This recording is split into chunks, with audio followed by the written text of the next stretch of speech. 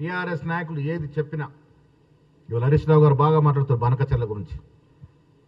Yes, ముఖ్యమంత్రి గారు challenge చేసినారు, సిద్ధం కండి, అసెంబ్లీలో చర్చ పెట్టుకుందాం. లెక్కలతో సహా కాగితాల మీద ప్రూఫ్తో సహా మా ముఖ్యమంత్రి చూపిస్తారు. మీకు దమ్ము ధైర్యం లేక ఆనాడు కేసీఆర్ హరీష్ రావు కాదా మన వాటాని హక్కున పెట్టి కానరాసింది. 2099కి సంతకం పెట్టింది మీరు కాదా?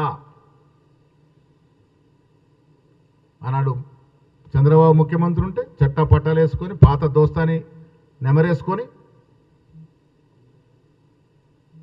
ఆంధ్రాకి ఇవ్వాల్సిన హక్కులు ఇస్తామని మాటలు మాట్లాడింది కేసీఆర్ కాదా? ఒక తెలంగాణ ముఖ్యమంత్రిగా ఉండి ఆంధ్రాని సస్యామలం చేస్తామని. జగన్మోహన్ రెడ్డి గారు ముఖ్యమంత్రి ఉన్నప్పుడు రోజా ఇంట్లో వెళ్ళి చేపల పులుసు తిని రాయలసీమ రత్నాలసీమ చేస్తామని చెప్పింది మీరు కాదా?